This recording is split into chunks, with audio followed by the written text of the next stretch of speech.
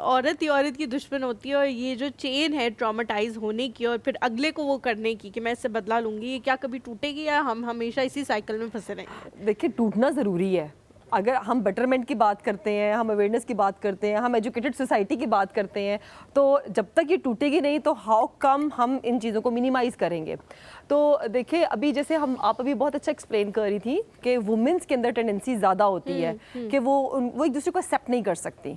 और हम नॉर्मली अपनी उसमें कहते हैं कि womens they are very emotional beings, mens are very logical. वो डिटेल्स में, डेप्थ्स में नहीं जाना पसंद करते। कितनी अच्छी बात की है। कभी कभी मैं कहती हूँ अब आपने मुझे लॉजिक दी तो बस फिर बहुत लड़ाई हो जाएगी, खबरदार जो अब आपने मुझे इसकी लॉजिकल एक्सप्लेनेशन दी, क्योंकि वो हर बात पे ऐसा आपको चुप कराते हैं कि आप कहते हो कि ये सही कह रहे हैं, लेकिन अब मैं क्या करूँ, मैं तो बहुत इमोशनल। लेकिन मैं औरत हूँ, मैं तो ना मानूं। मैं औरत हूँ, मानने वाली हड्डी तो मेरे अंदर है नहीं। ये करती हूँ मैं। एग्जैक्टली ये चीज़ होती है। तो इमोशंस हमारे अंदर टेंडेंसी ज़्यादा है, हमारे अंदर इमोशनल एक्सप्रेशन बहुत ज़्यादा है।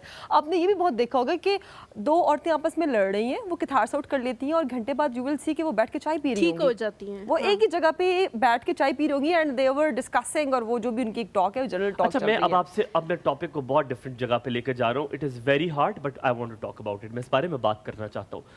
आपके बच्चों का कभी कभी ट्रॉमा जो आपको नज़र नहीं आता, आप उनसे कैसे बात करें? खुदा ना खास्ता स्कूल में कुछ हुआ हो, कुछ ऐसी बात हो, वो पेरेंट्स के साथ एक डिस्टेंस ऐसे रखा होता है कि वो नहीं बताते। जैसे हमारे बहुत सारे ऐसे केस हरासमेंट के होते हैं जो कि बड़ी बड़ी बच्चियां अपने घर वालों को नहीं बताती। उन्हें पता है घर वालों ने इल्ज़ाम उसी पर डालना है कि तुम्हें कहा था ना बाहर जॉब ना करो, या इल्ज़ाम नहीं डालेंगे वो उस पर किसी ने, तो वो नहीं बताती।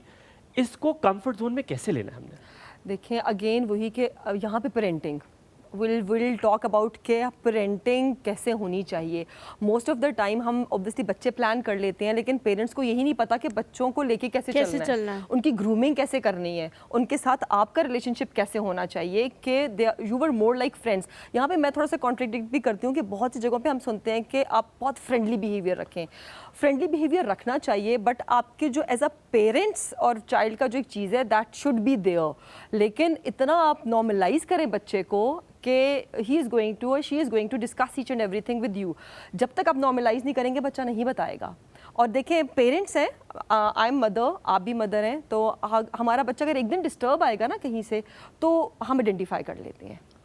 लेकिन अगर हम मिल ही नहीं रहे पूरा दिन बच्चे से, हम रात में मिल रहे हैं और सुबह फिर we are going, he is going, तो वो तो उसके अंदर इनबिल्ट होता जा रहा है। अगर इफ़ ही एक्सपीरियंस्ड एनीथिंग, तो हमारा ये भी तो बहुत मसला है कि हमारे पास ही टाइम नहीं है। अच्छा, ना अपने बच्चों के लिए। इसमें ये भी चीज़ है ना ज़ुबिया, कि कोई पेरेंटिंग की कोई किताब तो है नहीं कि आप वो पढ़ लो और अब आपने उसमें मास्टर्स कर लिया है, और अब और पर्सन टू पर्सन, बच्चा टू बच्चा भी डिफरेंट होता है। आप पहले बच्चे के साथ जैसे पेरेंट होते हो वैसे आप थर्ड बॉर्न के साथ नहीं होते, आप भी सीख रहे होते हो वक्त के साथ साथ। इसमें एक और चीज़ जो मुझे बहुत होता है कि जानने की ज़रूरत है, वो ये कि कभी कभी कुछ ट्रॉमाज उनकी ज़िंदगी में ऐसे होते हैं जिनको आप दूर नहीं कर सकते।